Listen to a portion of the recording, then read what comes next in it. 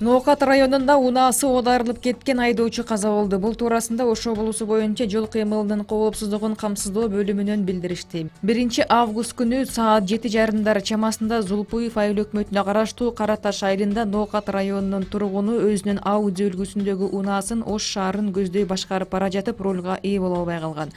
Анын кесепетинен унаа жолдон чыгып оодарылып кеткен жана айдоочу окуя болгон жерде каза болгон. Аталган жол кырсыгы боюнча Ноокат райондук ички иштер башкармалыгынын тергөө кызматы тарабынан тийиштүү экспертизалар дайындалып, сотко чейинки өндүрүш иштери башталды. Кара Суу районундагы 30 адыр каналынан эркек адамдын денеси табылды. Бул туурасында Өзгөчө кырдаалдар министрлиги билдирди. Кечээ күнү Ташарык айылындагы 30 адыр каналына 52 жаштагы эркек адам түшүп кеткендиги туурасында маалымат келген. Издөө иштерин жүргүзүү үчүн жерине 27 куткаруучу тартылып, кечки саат 7:30 чамасында маркумдун денеси суудан чыгарылып, туугандарына өткөрүлүп берилген. Президент Сооронбай Жээнбеков кыска мөөнөттүү эмгек өргүүсүнө чыкты. Өлкө башчысы Сооронбай Жээнбеков бүгүндөн баштап кыска мөөнөттүү 1 жумалык эмгек өргүүсүнө чыкты. Мамлекет башчысы Ысык көлдө эс алат. Кыргызстан Ирактын лагерлеринде кармалып жаткан жарандарынын балдарын быйыл сентябрь айынын башында алып келмей болуп жатат. Ал эми Сириядагы кыргызстандык балдарды кайтаруу боюнча сүйлөшүүлөр дале уланууда.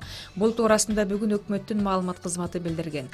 Ирактын Багдад шаарына чартердик каттам менен барчу жумушчу тобунун мүчөлөрүнүн ар бирине виза ачылган. Бул өлкөнүн виза тартибин бузду деген балдар үчүн төлөнө турган айыппул үчүн каражат табылды.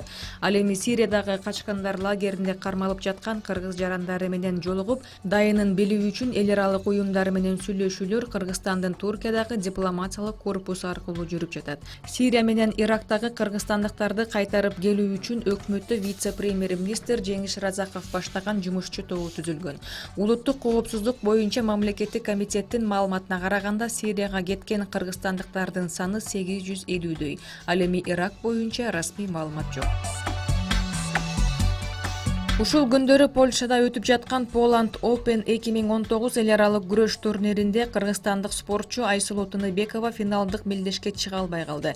Кыргызстандын күрөш федерациясынын президенти Байгазы Кенжебаев Акипресс агенттигине Айсулуу Тыныбекованын жаракаты жеңил экендигин, бирок спортчунун ден соолугуна кам көрүү үчүн финалдык сынактан баш тартуу чечими кабыл алынгандыгын маалымдады. Кыргызстандык балбан 3-августта 62 кг салмакта күч сынашып, Швеция, Украина, Орусиядан келген атаандаштарын утуп финалга жолдомо алган. Бирок жарым финалдык таймашта тизесинен жаракат алган.